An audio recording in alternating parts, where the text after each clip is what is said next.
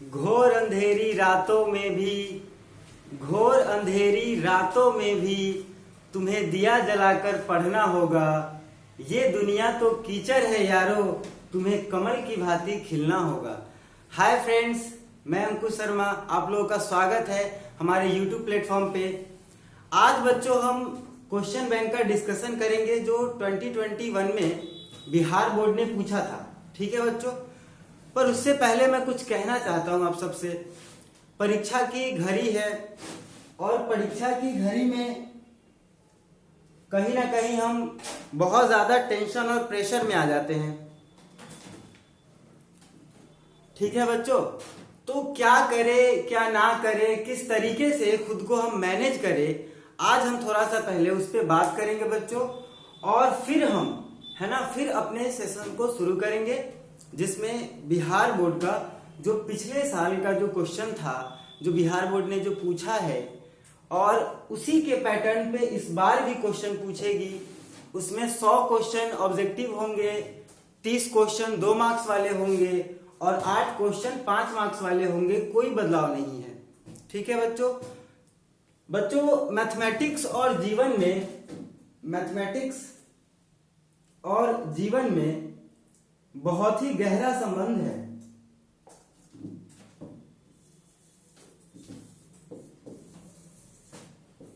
Maths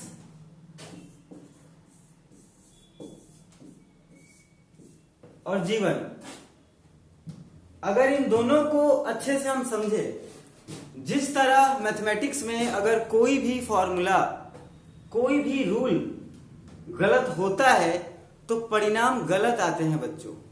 mathematics में क्या होता है, कोई भी रूल, कोई भी फॉर्मूला,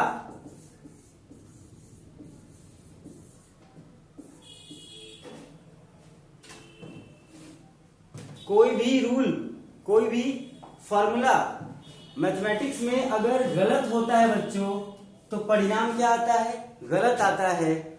उसी प्रकार जीवन में बच्चों अगर हम कोई भी गलती करते हैं, कोई भी नियम तोड़ते हैं, तो उसका भी परिणाम क्या होगा, गलत ही होगा। तो आखिर क्या किया जाए, कैसे हम जीवन को जिए अपना, और उसमें किस तरीके से जीवन के परीक्षा में हम सफल हो, उसके लिए हमें क्या करना चाहिए बच्चों, आज हम उस पर थोड़ी चर्चा करेंगे।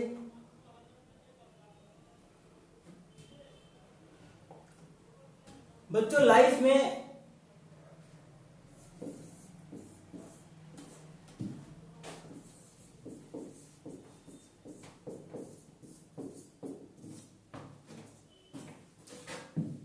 हमें 2 लोगों पे सबसे ज्यादा फोकस करना है। एक तो गुरु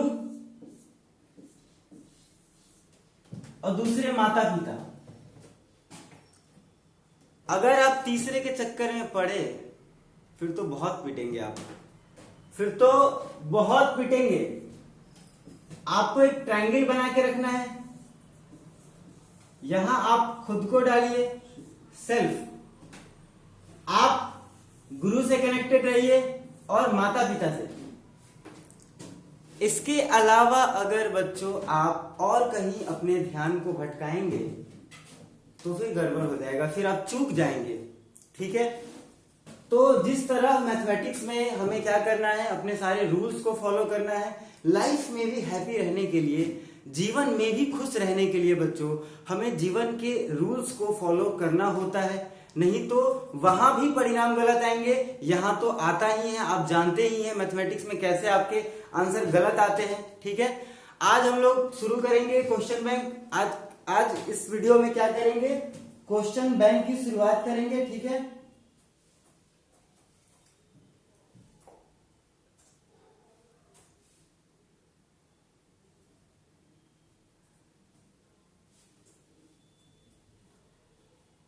हूबहू इसी पैटर्न पे इस बार भी एग्जाम बिहार बोर्ड लेने जा रही है।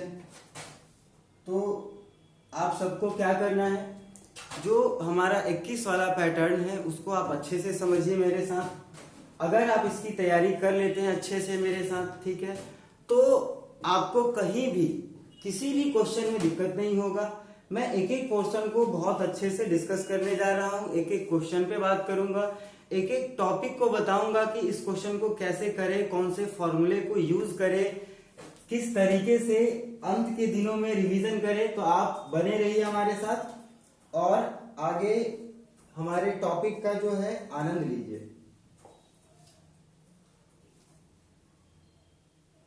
पहला क्वेश्चन है हमारा ऑब्जेक्टिव का, cos inverse 1 minus x x square upon 1 plus x x square. ठीक है, cos inverse 1 minus x x square upon 1 plus x x square. ये फॉर्मूला है, आपको कुछ नहीं करना है, ये इनवर्स ट्रिगोनोमेट्री का क्वेश्चन है, आपको दिख रहा होगा, आप समझ भी रहे होंगे। और ये फॉर्मूला है, इस तरीके के क्वेश्चन को कैसे किया जाए, ऐसा 2 मार्क्स वाले में भी पूछ सकता है कि साबित कीजिए cos inverse 1 minus x x square upon 1 plus x x square equals to 2 tan inverse x। देख लो, अगर आप इस पूरे वीडियो को अच्छे से देख लेंगे तो मुझे लगता है कि आपका पूरा का पूरा प्रिपरेशन इसी वीडियो से आप लेकर के जाने वाले, पूरा तैयारी आपका इसी वीडियो से करवा दूंगा मैं। ठीक है, तो ये क्वेश्चन 2 मार्क्स में भी घुमा के आपसे पूछ सकता है।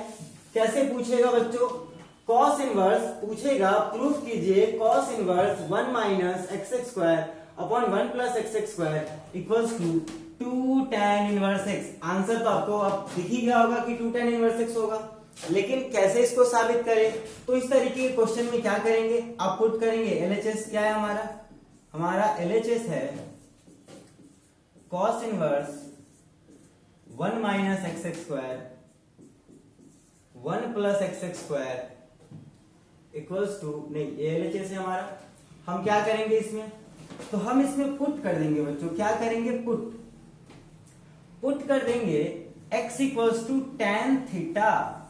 क्या पुट कर देंगे, x equals to tan theta. और जब हम tan थीटा पुट करेंगे तो ये जो है वो क्या बनेगा, 1 minus tan square upon 1 plus tan square theta.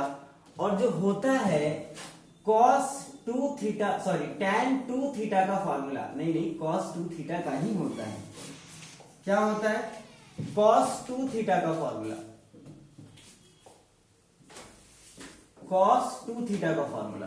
और जब हम cos 2 थीटा यहां पुट करेंगे तो ये क्या बनेगा, cos inverse cos 2 theta, result होगा 2 थीटा, क्योंकि इनवर्स का रूल होता है बच्चों sine inverse sine x, cos inverse cos x।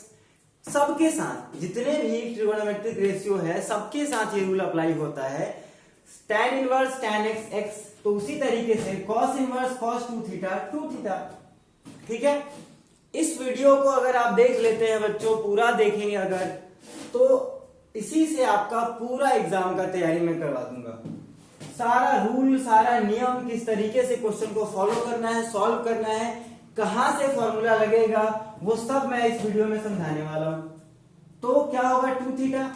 अब आप देखिए यहां हमने क्या किया था, x बराबर tan थीटा पुट किया था, तो यहां से tan थीटा बराबर, सॉरी थीटा बराबर क्या हो जाएगा, थीटा बराबर होगा यहां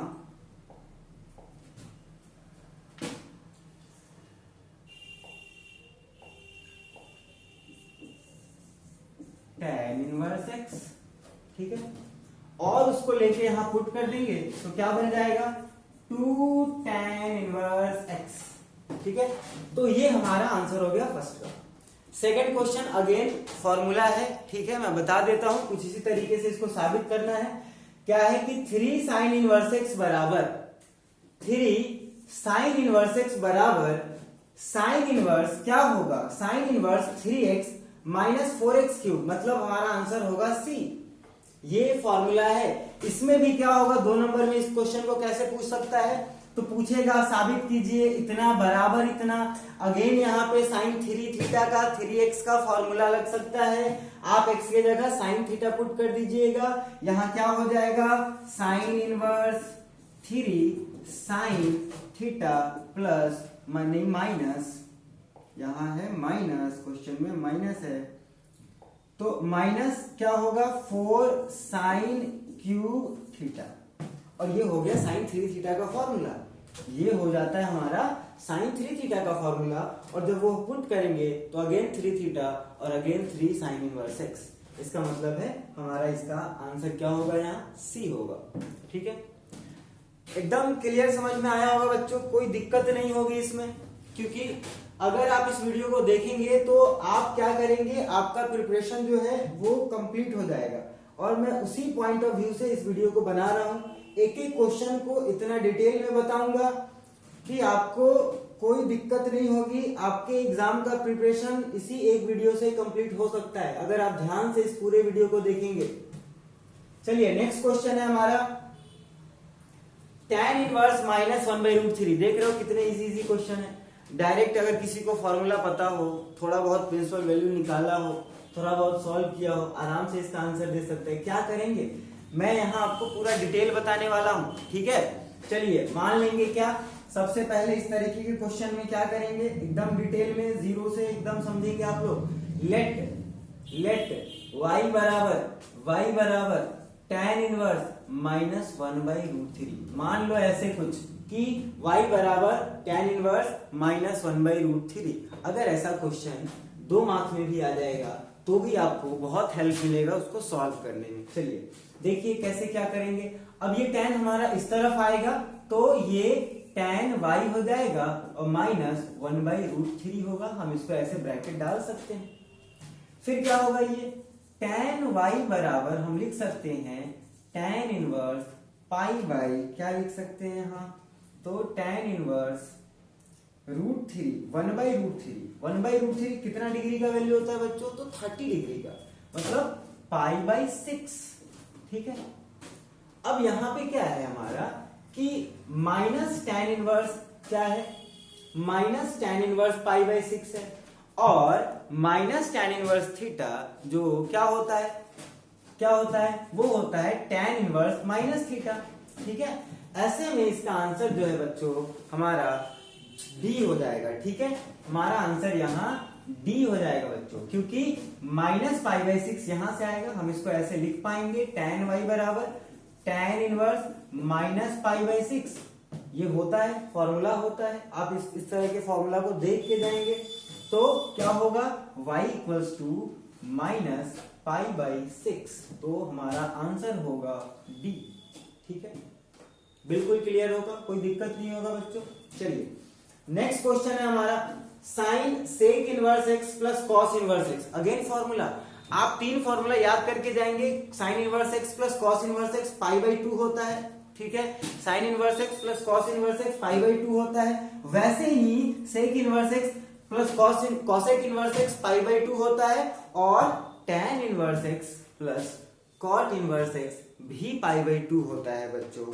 ठीक है, चलिए इसका आंसर फिर क्या होगा, देखो क्या लिख देंगे, इसके बदले हम π/2 लिख देंगे तो ये हमारा हो जाएगा साइन π/2, मतलब 90 डिग्री, और साइन 90 होता है 1। इतना इजी क्वेश्चन इनवर्स से पूछता है बच्चों। अगर आप इसको देख रहे होंगे तो समझ रहे होंगे, इस तरीके से आपको अटेम्प्ट करना है क्वेश्चंस को। अगर आप ऐसे अटेम्प्ट कर रहे हैं तो 100% आप, मैं जो बताने की कोशिश कर रहा हूं उसको आप सीख पा रहे होंगे। ठीक है, चलिए आगे बढ़ते हैं बच्चों नेक्स्ट क्वेश्चन की तरफ।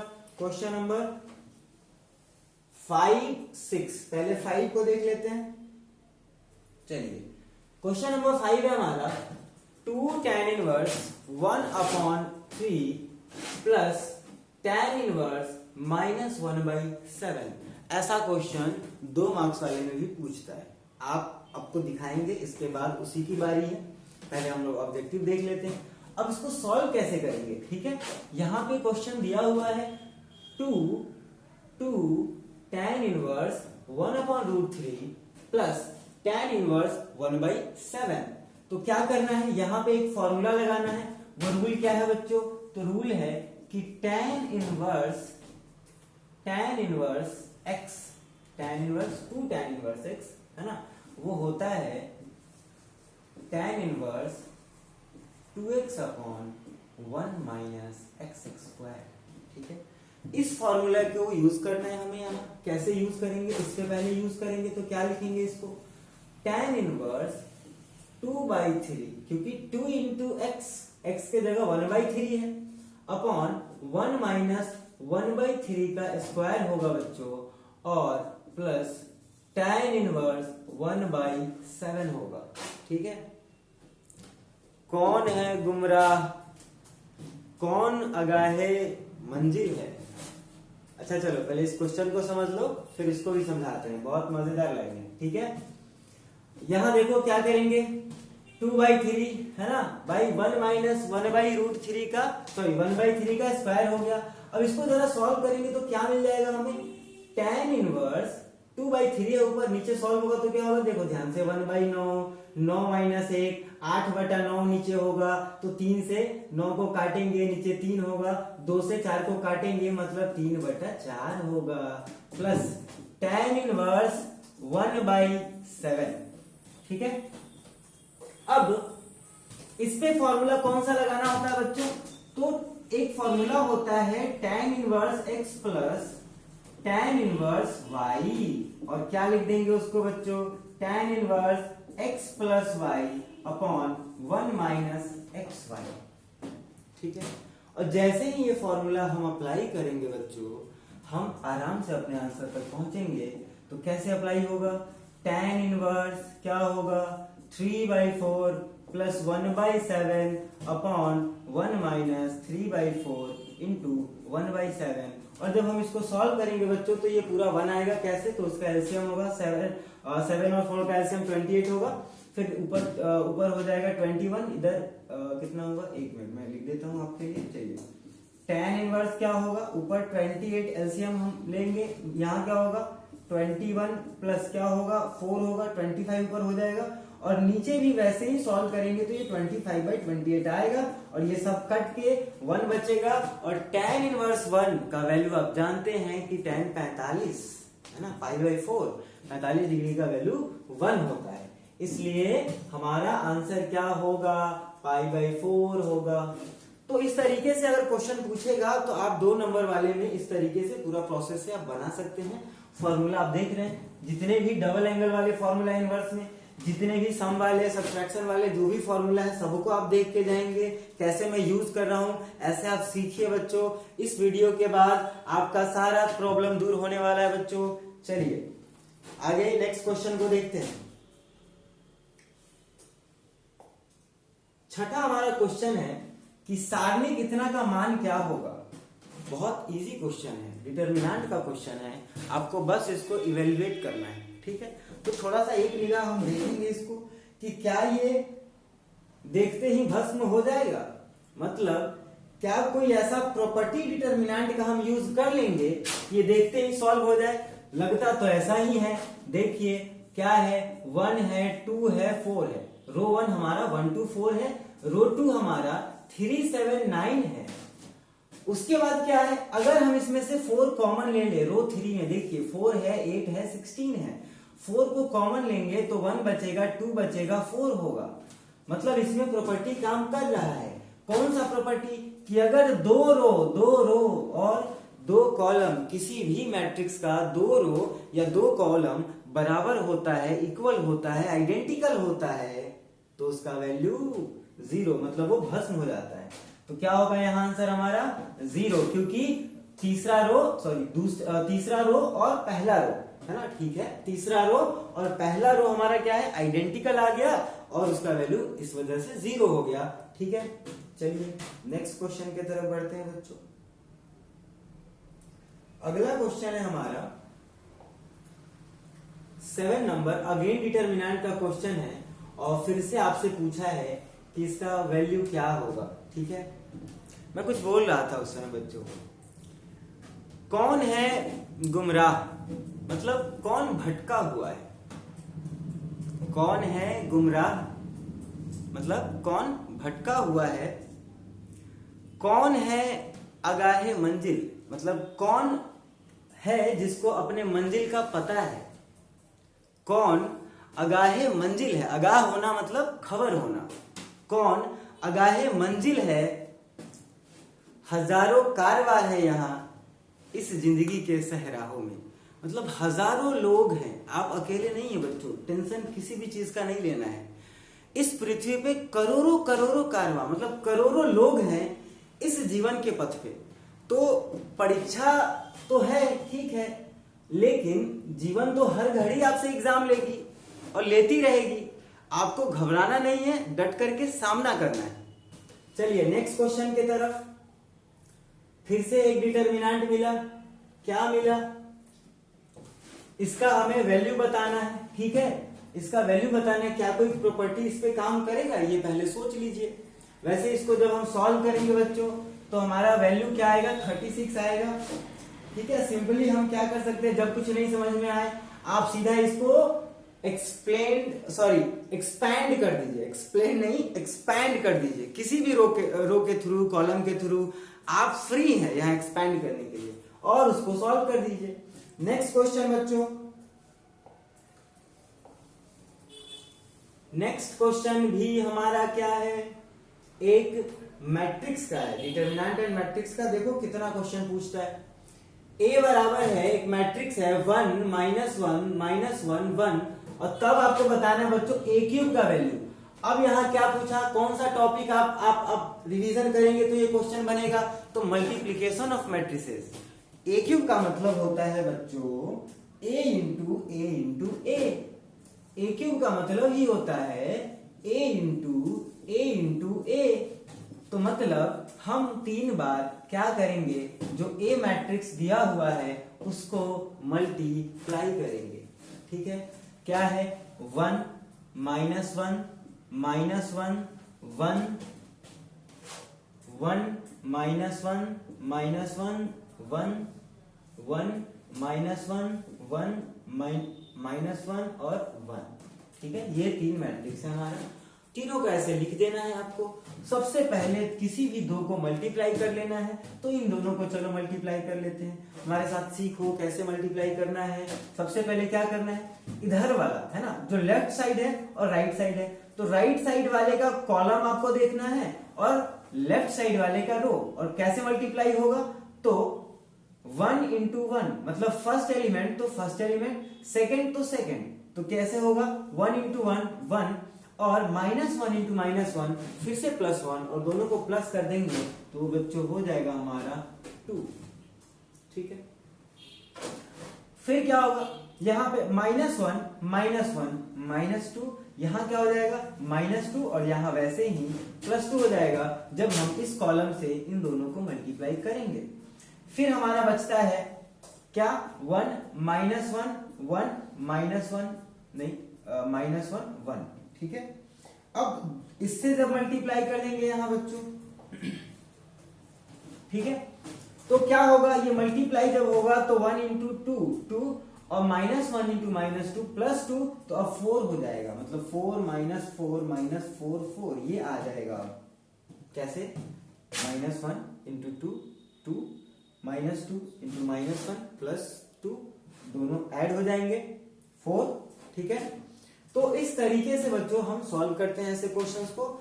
आपको मल्टीप्लिकेशन का रिवीजन भी मैंने करवा दिया, जिनको दिक्कत होगा वो ऐसे आप देख लेंगे दोबारा रिवाइंड कर करके, उनको समझ में आ जाएगा। एक बार में नहीं आएगा तो इसका आंसर हमारा हो जाएगा 4 इंटू ए। आप देख रहे हैं, अगर इनमें से हम 4 कॉमन ले लें तो यहाँ 1 -1 क्या हो जाएगा, 4 को कॉमन ले लें तो 1 -1 1 होगा। इसका मतलब ये ए का वैल्यू है, ए जो दिया हुआ था, इसलिए आंसर हो जाएगा यहाँ 4a। डन। चलिए नेक्स्ट क्वेश्चन की तरफ बढ़ते हैं। अगला क्वेश्चन है,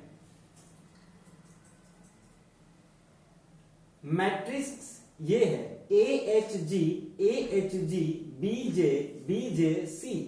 पूछा है कि ये मैट्रिक्स कैसा है।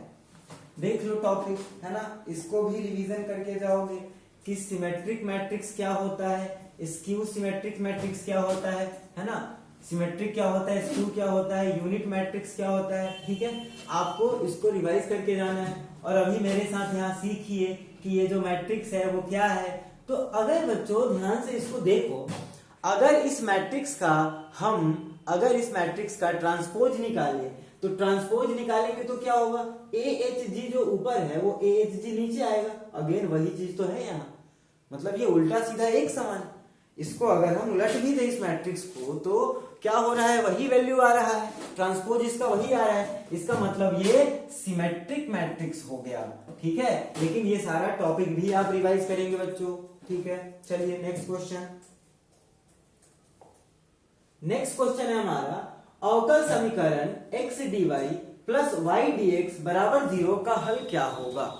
मतलब ये कैलकुलस का क्वेश्चन है। अब तक हमने मैट्रिक्स का क्वेश्चन देखा, हो सकता है आगे भी ये मिले।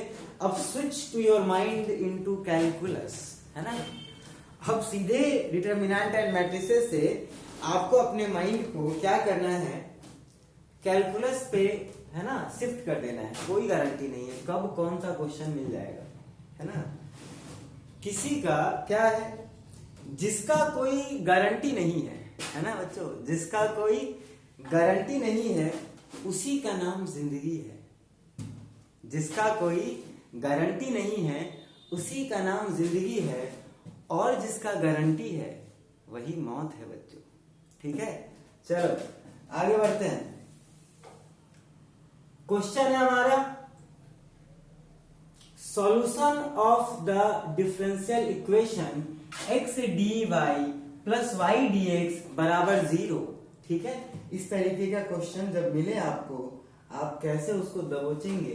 ठीक है, चलो देखो, x dy बराबर लिख दो माइनस y dx। ठीक है, फिर क्या करो कि y और dx है, इधर x और dy है, तो मैच नहीं कर रहा है जोड़ी। x वाले को एक तरफ, y वाले को एक तरफ करो, मतलब y वाले को इधर आमंत्रित करो और x वाले को उधर भेज दो। तो क्या होगा, dy बाई y बराबर माइनस dx अपॉन x, और दोनों तरफ कर दो बच्चों इंटीग्रेट। तो आप क्या पाएंगे बच्चों, तो यहाँ क्या होगा, 1 बाई y है तो log y इसका होगा, और यहां क्या होगा, तो माइनस log x होगा, प्लस कांस्टेंट हमारा होगा। ठीक है, अब हम क्या करेंगे बच्चों, हम इसको इधर लाएंगे तो क्या होगा, ये log y बराबर क्या होगा, y प्लस log x होगा बराबर प्लस c हमारा है।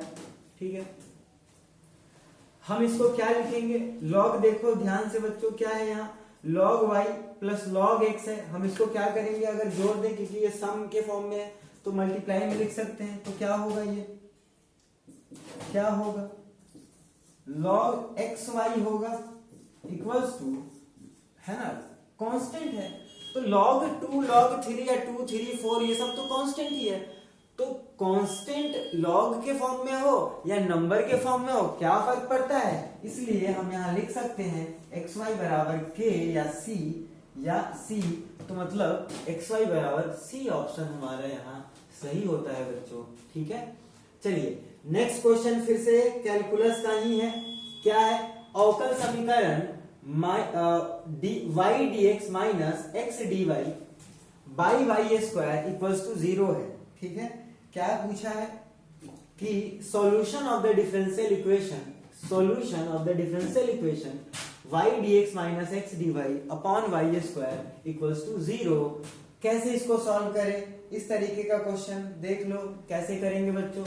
सिंपली क्या है, इतना बराबर इतना है, बाई 1 करो, क्रॉस मल्टीप्लाई करो, और y dx बराबर x dy पाओ। कैसे, तो y उधर गया, 0 के साथ मल्टीप्लाई हुआ, स्वाहा खत्म। और y dx बराबर क्या लिख देंगे, ये उधर चला जाएगा, माइनस में है तो प्लस में हो जाएगा। ठीक है, तो y dx बराबर x dy होगा। और फिर यहाँ हमें फिर से वही काम करना है कि y वाले को y वाले के साथ, x वाले को x वाले के साथ इधर भेज देना है, और फिर क्या हो जाएगा बच्चों, ऐसे में हमारा क्या होगा, यहाँ dx अपॉन x होगा और dy अपॉन y होगा, और हम दोनों तरफ फिर इंटीग्रेशन करेंगे तो log x बराबर log y होगा, और जब वो इधर आएगा तो माइनस में होगा। और अब जानते हैं बच्चों कि log का रूल होता है m बाई अगर n होता है तो log m minus log n होता है, और इस रूल के अकॉर्डिंग जो इस पे अप्लाई हो जाएगा, देखो बच्चों क्या हो जाएगा, ये log x हो जाएगा, इधर log y रहेगा, उसको इधर लाएंगे तो माइनस में log y हो जाएगा बराबर कांस्टेंट। कांस्टेंट को c लिखो, k लिखो, log में लिखो, कुछ भी लिखो, कोई फर्क नहीं पड़ता, क्योंकि कांस्टेंट के फॉर्म में आप उसको ध्यान रहे कि वो कांस्टेंट ही होना चाहिए, उसका वैल्यू कांस्टेंट ही हो, उसका वैल्यू कोई ना कोई कांस्टेंट हो, बस इसी का ख्याल रखना होता है। ठीक है, तो यहाँ क्या होगा log x minus log y, किसको, इसको हम लिख सकते हैं बच्चों कि log x बाई y, इसका मतलब हमारा आंसर यहाँ होगा C। दोनों सिमिलर क्वेश्चन थे, आप देख रहे होंगे कैसे इसको सॉल्व करना है, इस तरीके का क्वेश्चन पूछता ही है। ठीक है, ये वीडियो लंबा जरूर हो सकता है बच्चों, हो सकता है कि एक वीडियो में हम सारा क्वेश्चन कवर ना करें, लेकिन अगर आप इस वीडियो को पूरा देखेंगे, जो कि कंटिन्यू पार्ट वाइज भी हो आएगा, और अगर आप इसको पूरा अच्छे से 2 बार 3 बार देख लेते हैं तो आपका होल मैथमेटिक्स का जो कॉन्सेप्ट है बच्चों, मैं पूरा रिवाइज करके रख दूंगा यहाँ, पूरा का पूरा एकदम, कुछ भी नहीं छूटेगा। चलो चलिए 13 नंबर क्वेश्चन है हमारा, फिर से क्या है, अवकल समीकरण, मतलब देख लो कितना डिफरेंशियल इक्वेशन का क्वेश्चन पूछता है। ठीक है, ये लीनियर डिफरेंशियल इक्वेशन है, आपको डिफरेंशियल इक्वेशन होमोजीनियस, लीनियर, है ना, वेरिएबल सेपरेबल, वो हर तरीके का डिफरेंशियल इक्वेशन आपको सॉल्व करना आना चाहिए। अब ये कैसा डिफरेंशियल इक्वेशन है, पूछा क्या है, इंटीग्रेटिंग फैक्टर, ठीक है, ऑफ द डिफरेंशियल इक्वेशन क्या है बच्चों, ये है हमारा डिफरेंशियल इक्वेशन, क्या है, तो dy by dx plus p y बराबर q, और इस तरीके की डिफरेंशियल इक्वेशन को हम कहते हैं linear differential equation, linear differential equation. ठीक है, इसमें एक IF होता है, इंटीग्रेटिंग फैक्टर, वही शुरू में लिखा हुआ है, इंटीग्रेटिंग फैक्टर, शॉर्ट में उसको हम बच्चों IF बोलते हैं। ठीक है, उसी को फाइंड करना है, तो उसका फॉर्मूला होता है बच्चों e to the power integration p dx। ठीक है, मतलब y के साथ यहाँ जो मल्टीप्लाई में रहेगा वहां p जरूरी नहीं है p रहेगा, कुछ भी रहे, आप उसको फॉर्मूला पे कुछ वैसे ही समझेंगे और उसको उठा के p की जगह डाल देंगे, जो वैल्यू आएगा वो हमारा आंसर होगा। मतलब यहाँ आंसर दिख रहा है, हमारा आंसर होगा e to the power p dx, मतलब c। ठीक है, चलिए नेक्स्ट क्वेश्चन की तरफ बढ़ते हैं। अब लगता है मूड शिफ्ट करना पड़ेगा कैलकुलस से वेक्टर की तरफ बच्चों। ठीक है, तो वेक्टर में इंपॉर्टेंट है क्रॉस प्रोडक्ट, डॉट प्रोडक्ट, इनको आप अच्छे से रिवाइज करके जाएं, एंगल निकालना वेक्टर्स के बीच का, इसको भी आप एक बार देख लें। ठीक है, चलिए देखते हैं किस तरीके का क्वेश्चन आप देखते हैं पूछा है जे डॉट के क्रॉस आई, है ना, जे डॉट के क्रॉस आई। देखो बच्चों क्या है, के क्रॉस आई है ना, तो क्या होगा, के क्रॉस आई हमारा जे होगा, फॉर्मूला होता है, इसका मतलब जे, इसका मतलब क्या होगा बच्चों, जे डॉट जे आ जाएगा, और डॉट प्रोडक्ट में सिमिलर जब होगा I dot I, J dot J, के डॉट के, ये सब 1 होता है बच्चों, इसलिए हमारा आंसर यहाँ 1 होगा। तो इतना सिंपल क्वेश्चन है, आपको चूज करना है, आगे बढ़ते जाना है। मैं तो आपको सारा क्वेश्चन बताऊंगा, लेकिन आपको एग्जाम में अपना दिमाग यूज करना है। क्या यूज करना है, जो इजी लगे उसको तुरंत करो, आगे बढ़ते जाओ। टाइम को किल मत करो, किसी कैलकुलेशन वाले क्वेश्चन में उलझना नहीं है बच्चों। जानबूझ के एक आध क्वेश्चन, 2 क्वेश्चन, 5 क्वेश्चन डाल दिया जाता है ताकि आप उसमें उलझना नहीं है, उसको छोड़ना है, क्योंकि 100 में 50 ही करना है, 50 को छोड़कर जाना है, छोड़ देना है। चलिए नेक्स्ट क्वेश्चन है बच्चों कि x y z, है ना, 3 है वेक्टर्स, और पूछा है कि ऑप्शन हमारा यहाँ क्या सही होगा, x y z 3 vector multiply में यहाँ है। ठीक है, तो क्या होगा, देखो ध्यान से, x y z ये इसी ऑर्डर में आने चाहिए, z y x, z के बाद नहीं x y होता, y x z ये भी नहीं होगा, y के बाद z होता तब x होता, x z y ये भी नहीं, x के बाद y होगा तब z होगा, z x y ये इसके इक्वल हो सकता है, z के बाद x तब y। ठीक है, हमारा आंसर यहाँ डी होगा। मतलब आपको सीक्वेंस थोड़ा सा यहाँ ध्यान देना था, कॉमन सेंस यूज करना था, और कुछ नहीं। नेक्स्ट क्वेश्चन है बच्चों 16 नंबर। अब फिर से कैलकुलस में शिफ्ट हो जाइए, मतलब एक ही 2 क्वेश्चन आया बीच में वेक्टर का। ठीक है, 16 नंबर क्वेश्चन है जो कैलकुलस का है, डिफरेंशिएशन का है, आप सबका जो भी कैलकुलस से प्यार करते होंगे वो डिफरेंशिएशन से बहुत प्यार करते होंगे। मैं आपके दिल के फीलिंग को अभी समझ रहा हूं कि आप एकदम उतावले होते होंगे इसका आंसर बताने के लिए, क्योंकि बड़ा सिंपल क्वेश्चन है डिफरेंशिएशन का, इससे आसान क्वेश्चन नहीं हो सकता। लेकिन बनाएंगे कैसे, जिनको नहीं समझ में आ रहा है वो देख ले, ध्यान से समझिए। क्या होगा, e का पावर है यहाँ x का क्यूब, ये हमारा क्वेश्चन है। तो हम क्या करेंगे, फॉर्मूला याद करेंगे। फॉर्मूला क्या है हमारा, तो फॉर्मूला हमारा था कि अगर e का पावर अगर x है और हम x के रेस्पेक्ट में डिफरेंशिएशन चाहते हैं तो वो e का पावर x ही होता है। इतना इजी फॉर्मूला था, मतलब कोई बदलाव ही नहीं होता है। मतलब e का पावर x का फॉर्मूला, मतलब नाम सुन लो कि e का पावर x, तो याद हो गया फॉर्मूला, क्योंकि डिफरेंशिएशन में चेंज होता ही नहीं है। e के पावर x का e का पावर x ही हो जाता है, तो इसको तो कोई भूल ही नहीं सकता है।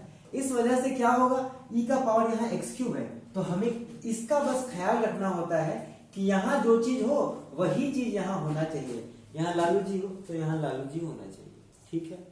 चलो क्या होगा, यहाँ e का पावर x क्यूब, तो यहाँ x क्यूब को लाएंगे और यहाँ x क्यूब अपॉन dx, फिर क्या होगा, e का पावर x क्यूब होगा और 3x स्क्वायर हमारा आंसर होगा बच्चों, ठीक है। आप मैच करा लीजिए, ऑप्शन कौन सा होगा, लगता है सी, 3x स्क्वायर, नहीं गलत है, सी इसलिए टिक किया है। ऑप्शन हमारा डी होगा, 3x स्क्वायर है ना, e to the power x cube होगा, ठीक है।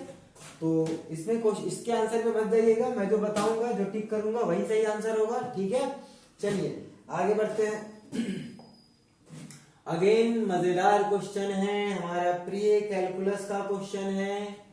क्या है, तो लॉग है, 3 का पावर x है, लॉग में फॉर्मूला होता है कि अगर m का पावर n, मतलब पावर उतारता तो लॉग ही है, ठीक है। पावर उतारना लॉग ही जानता है, किसी की भी, चाहे वो कितना भी महान फंक्शन क्यों ना हो, ठीक है। मौत एक दिन उसके पावर को खत्म कर ही देती है। तो लॉग वैसे ही मैथमेटिक्स में है, बड़े से बड़े पावर को खत्म करती है ना।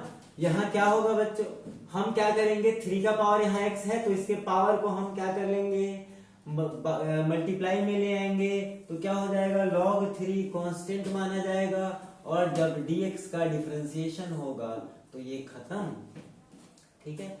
और यहाँ क्या बचेगा बच्चों, तो log 3 हमारा आंसर होगा, मतलब आंसर बी। अच्छा, कभी कभी लॉग की चर्चा हो रही है तो मैं एक क्वेश्चन आपको बता देता हूँ, बड़ा मजेदार क्वेश्चन है, उम्मीद रखिएगा 100% कि वो आएगा। कुछ इस टाइप का क्वेश्चन कि d log x और बेस कुछ और रहेगा बच्चों, ऐसा क्वेश्चन पूछता है कभी कभी, ठीक है। लॉग का अगर पूछेगा इस बार क्वेश्चन तो उम्मीद लगाइए कि ये क्वेश्चन डेफिनेटली इस टाइप का पूछेगा। हाँ, यहाँ बेस बदल ले, मैंने 5 किया है वो 2 कर ले, 3 कर ले, 1 कर ले, उससे मतलब नहीं है, पूछेगा ही पूछेगा। चलो क्या करेंगे बच्चों, तो हम इसको लिख देंगे बच्चों d log x upon log 5। एक log का रूल याद कर लो इस क्लास से कि क्या होगा, अगर log x by log y है, ऐसा है, तो इसको आप लिख सकते हैं log x बेस y। ये फॉर्मूला आप याद कर लेंगे बच्चों, log x by log y क्या हो जाएगा, log x बेस y। कुछ वैसा ही सीन था यहाँ, log x बेस 5, तो हमने इसको लिख दिया उस फॉर्मूले की तरह, log x अपॉन log 5 क्या होगा, बाई dx। अब log 5 तो कांस्टेंट है, उसको बाहर कर देंगे, 1 बाई log 5 होगा, और log x का हमारा डिफरेंशिएशन 1 बाई x होता है, ठीक है। तो क्या होगा इसका आंसर, इसका आंसर होगा 1 बाई x log 5, ये इसका आंसर होगा 1 बाई x log 5, ठीक है। तो इस तरीके का क्वेश्चन आप देख रहे हैं कैसे करना है, मैंने बता दिया है, ये VVI है, इंपॉर्टेंट है, ऐसा पूछेगा, इसको एकदम बसा लीजिए माइंड में। नेक्स्ट क्वेश्चन की तरफ बढ़ जाइए। चलिए अगला क्वेश्चन है हमारा 18 नंबर, फिर से डिफरेंशिएशन का क्वेश्चन है, ठीक है। d by d x 1 by sine x plus e का पावर x। अब बच्चों 1 बाई साइन एक्स तो 10th क्लास से आप पढ़ते हुए आ रहे हैं कि वो cosec x हो जाता है, cosec x हो जाता है, प्लस e का पावर x है, और इसी दोनों का आप डिफरेंशिएशन कर दीजिए, फॉर्मूला याद रहेगा, देखते ही आंसर आ जाएगा। तो कॉसेक एक्स का क्या होगा, माइनस क्या होगा, minus cosec into cot x होगा, और e to the power x plus e to the power x, option हमारा सी होगा बच्चों। ठीक है, चलिए आगे बढ़ते हैं। कैलकुलस से फिर वेक्टर में आ जाइए, फिर से वेक्टर का क्वेश्चन मिल गया। क्या मिला है वेक्टर का क्वेश्चन, क्वेश्चन है k cross i cross j, k cross i cross j। ठीक है, क्या पूछा है, i क्रॉस j क्या होगा बच्चों, i क्रॉस j, तो i j के ऑर्डर ध्यान से रखिएगा, i j k। अब मैं सिखाता हूं आपको cross product, i cross j तो k, ठीक है, j क्रॉस k तो i, ठीक है, i क्रॉस k तो j, ठीक है। इस तरीके से आपको i क्रॉस j तो क्या हो जाएगा k, तो k क्रॉस क्या हो जाएगा k, और k cross k cross product में सेम अगर वेक्टर है तो उसका वैल्यू 0 होता है, जबकि डॉट प्रोडक्ट में 1 होता है, एक क्वेश्चन में हम लोगों ने देखा था। ठीक है, फिर से इंटीग्रेशन, मतलब एक क्वेश्चन आया और माइंड को घुमाया और फिर कैलकुलस में लाके पटक दिया। चलो क्या है क्वेश्चन हमारा, log 2 dx, integration log 2 dx, log 2 तो होता है कांस्टेंट, तो log 2 को कर लो बाहर और सीधा इंटीग्रेशन dx, तो क्या हो जाएगा, x हो जाएगा, मतलब x log 2 जहां भी दिख रहा है आपको वो हमारा आंसर है, आंसर है सी। चलिए नेक्स्ट क्वेश्चन है हमारा बच्चों, फिर से नहीं अब ये 3D का क्वेश्चन है, मतलब वेक्टर 3D तो भाई भाई होते हैं, क्योंकि 12th में एक दूसरे के बिना काम नहीं चलता है। ठीक है, standard equation of a plane in intercept form, याद कर लेना, 2D में आपने पढ़ा होगा स्टैंडर्ड इक्वेशन इंटरसेप्ट फॉर्म में x by a plus y by b बराबर 1, ये एक लाइन का इक्वेशन 2D में था। उसी तरीके से एक प्लेन का इक्वेशन 3D में यहाँ क्या हो जाता है, standard equation x by a plus y by b plus z by c, है ना, बराबर 1, मतलब आंसर हमारा बी। याद करके ही जाना, इस पे क्वेश्चन पूछेगा, नहीं तो ये तो रिपीट नहीं करेगा। लेकिन अगर आपको ये स्टैंडर्ड फॉर्म पता होगा तो आप या तो स्टैंडर्ड फॉर्म पूछ देगा कि इस इक्वेशन का स्टैंडर्ड फॉर्म क्या होगा, कन्वर्ट करना आना चाहिए, तो देखा आपने कैसा फॉर्म होता है। ठीक है, नेक्स्ट क्वेश्चन की तरफ बढ़ते हैं हम। मूल बिंदु से क्या पूछा है, the distance from the point -3 -4 -5 from the origin, मतलब मूल बिंदु से ओरिजिन से इसका दूरी पूछा है बच्चों, मूल बिंदु से दूरी पूछा है। ठीक है, मूल बिंदु मतलब उसका कोऑर्डिनेट पॉइंट 0 0 0, ठीक है, 0 0 0, तो मतलब ये कहीं पे पॉइंट है और उसका कहां से, तो 0 0 से। अब 0 0 से इसका डिस्टेंस क्या होगा, रूट अंडर इतना माइनस इतना का होल स्क्वायर, मतलब 3 का स्क्वायर प्लस 4 का स्क्वायर प्लस 5 का स्क्वायर ही होगा, क्योंकि माइनस में है, फर्क नहीं पड़ेगा, स्क्वायर करेंगे वो सब प्लस में हो जाएंगे, और ये रूट अंडर 50 आएगा, और आंसर हमारा क्या होगा, 5 रूट 2 होगा, बी। ठीक है, डन। चलिए नेक्स्ट क्वेश्चन हमारा बच्चों, क्वेश्चन नंबर 23। फिर से क्या है, दो पॉइंट के बीच का दूरी बताना है, अभी अभी मैंने बताया वैसा ही क्वेश्चन है, दो पॉइंट के बीच का क्या करना है, हमें दूरी बताना है बच्चों। क्या है, ये हमारा पॉइंट है और ये पॉइंट है, इनके बीच कैसे दूरी बताएंगे, तो -1 -4 क्या हो जाएगा, +4, बचेगा क्या, 3 रूट अंडर 3 का स्क्वायर प्लस 1 माइनस 3 होगा 4, तो 4 का स्क्वायर -5 -7 होगा 12 का स्क्वायर। निगेटिव हो पॉजिटिव हो फर्क नहीं पड़ेगा, आप भी उतना ध्यान नहीं दीजिएगा, क्योंकि स्क्वायर करते हैं डिस्टेंस निकालने में और स्क्वायर होता है, इस वजह से ध्यान नहीं भी दीजिएगा तो कोई दिक्कत नहीं। ठीक है, तो 3 का स्क्वायर 4 का स्क्वायर क्या हो जाएगा, 16 9 25 और 144 169। ठीक है, ये 13 का रूट है बच्चों, ओके चलिए, मतलब 13 हमारा यहाँ आंसर हो जाएगा। Next question, question number 24, probability में आ जाइए डायरेक्ट। क्या पूछा है बच्चों, देखो यदि ए और बी दो घटनाएं हो तो पी ए बाई बी और P A not B by B. पूछा क्या है, ये कंडीशनल प्रोबेबिलिटी का क्वेश्चन है बच्चों। आओ मेरे साथ थोड़ा सा कंडीशनल प्रोबेबिलिटी को समझो। क्या होता है, पी ए बाई बी बराबर होता है P A intersection B upon P B. अब इस तरीके से क्वेश्चन कैसे इस चैप्टर में जो है, एक मिनट बच्चों पानी पीने दो।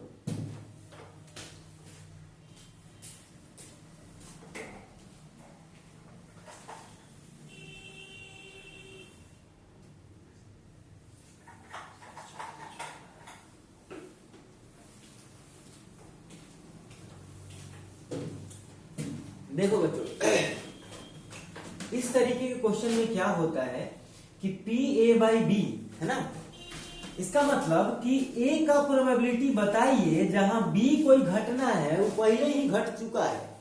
ठीक है बच्चों, यहां क्या पूछता है हमसे कि ए का प्रोबेबिलिटी बताइए जहां बी कोई घटना पहले ही घट चुका है। तो उस केस में हम क्या करते हैं, ये फॉर्मूला यूज करते हैं।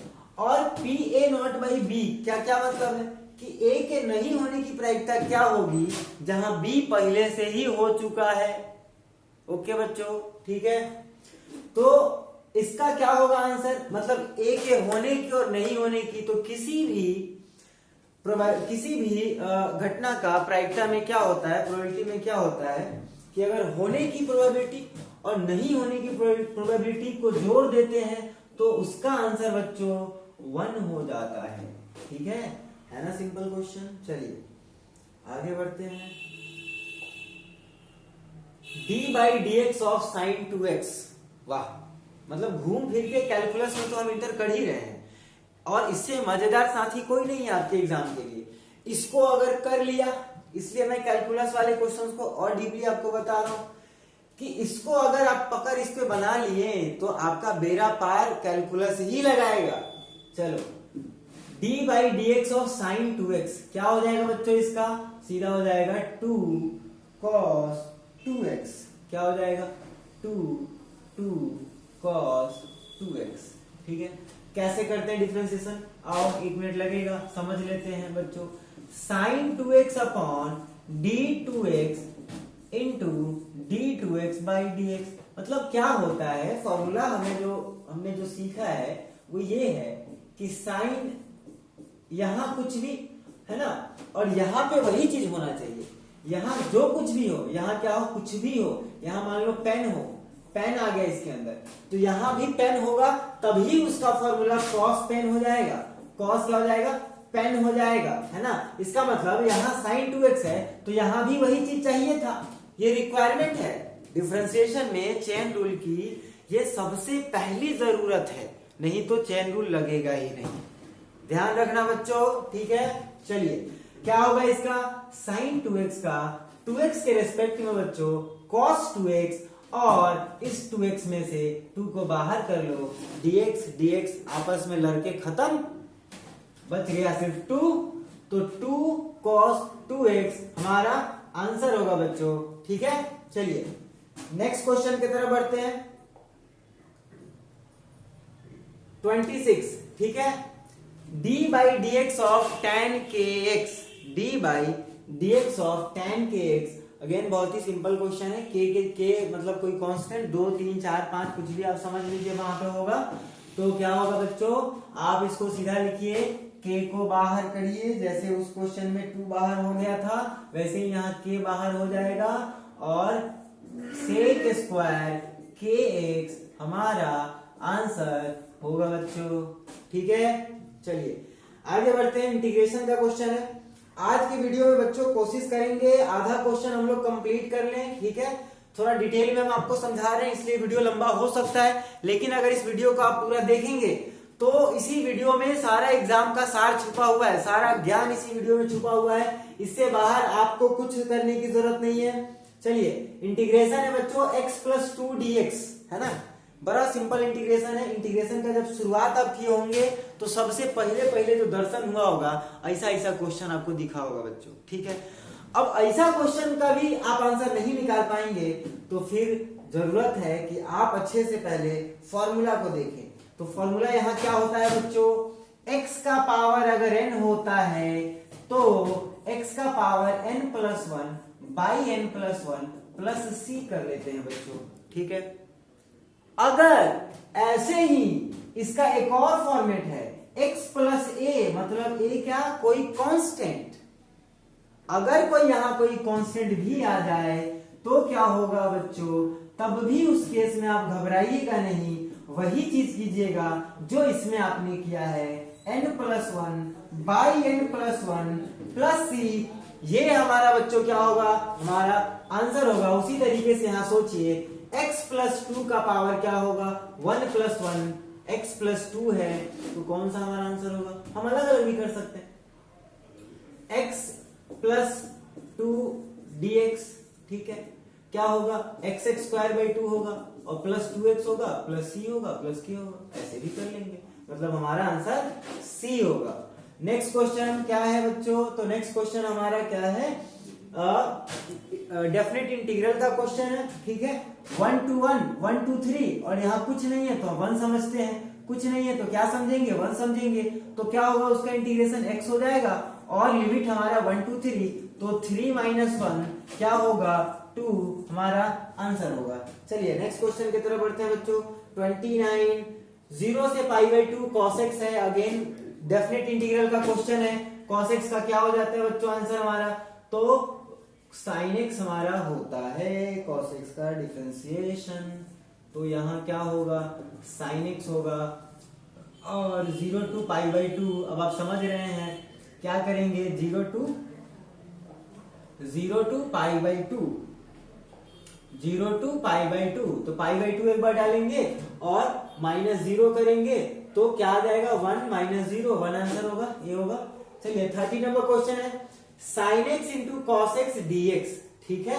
इसका हमें जवाब देना है बच्चों, तो इसका हम क्या कर सकते हैं, आइए समझते हैं क्या कर सकते हैं बच्चों। चलिए अगर हम क्या करें, 1/2 2 sin x into cos x कर दे बच्चों, हमें जो मिलेगा, ठीक है, अगर हम इस तरीके से इसको कर देते हैं तो क्या हो जाएगा, ये sin 2x का फॉर्मूला हो जाएगा। तो 1/2 इंटीग्रेशन sin 2x dx होगा, तो हमारा आंसर क्या होगा, cos 2x/4 प्लस c।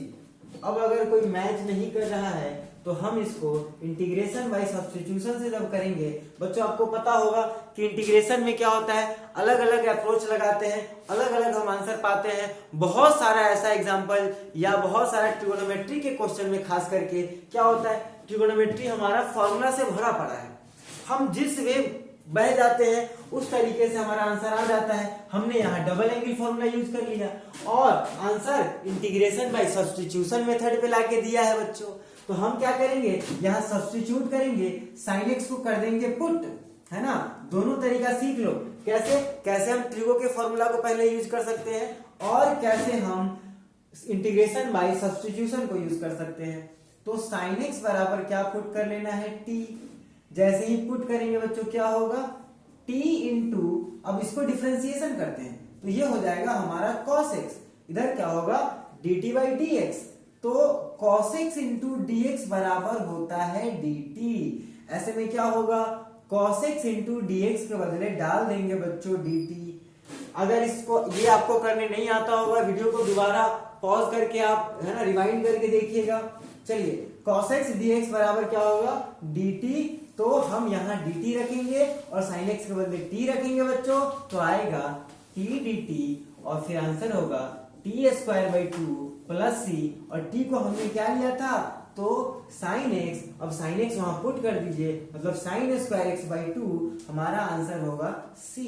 हम क्या कर सकते थे, हम यहां से भी डिराइव करके इस आंसर तक पहुंच सकते थे, पर इस बेवकूफी में नहीं पढ़ना है बच्चों, ठीक है, इस बेवकूफी में नहीं पढ़ना है।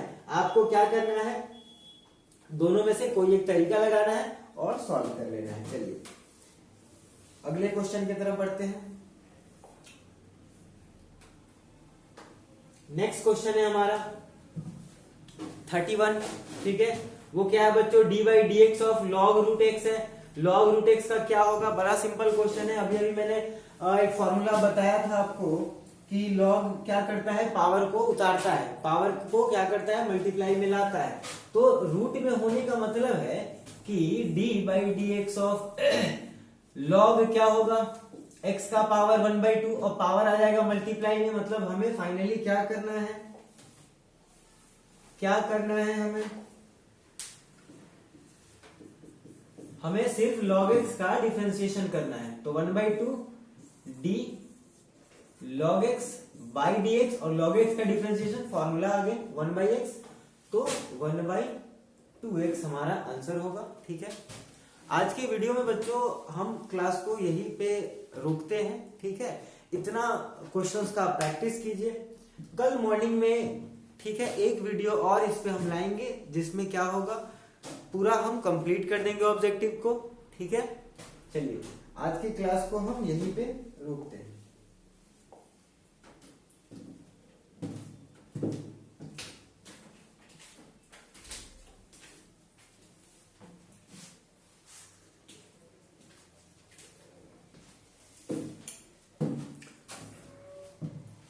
उम्मीद है बच्चों आप सबको क्या हुआ होगा, बहुत अच्छा लगा होगा आज का क्लास।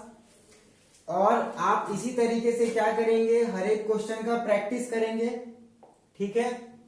हर क्वेश्चन का आप इसी तरीके से प्रैक्टिस करेंगे। इस वीडियो को ज्यादा से ज्यादा बच्चों तक पहुंचाइए ताकि जितने भी बिहार बोर्ड के बच्चे हैं उनको इसका लाभ मिल सके। इतना कॉन्सेप्चुअल वीडियो कहीं यूट्यूब पे पड़ा हुआ नहीं है। आप हमारे वीडियो को देखिए और इसी वीडियो के थ्रू आपके एग्जाम का पूरा तैयारी हम करवा देंगे, ठीक है बच्चों। Okay, thank you.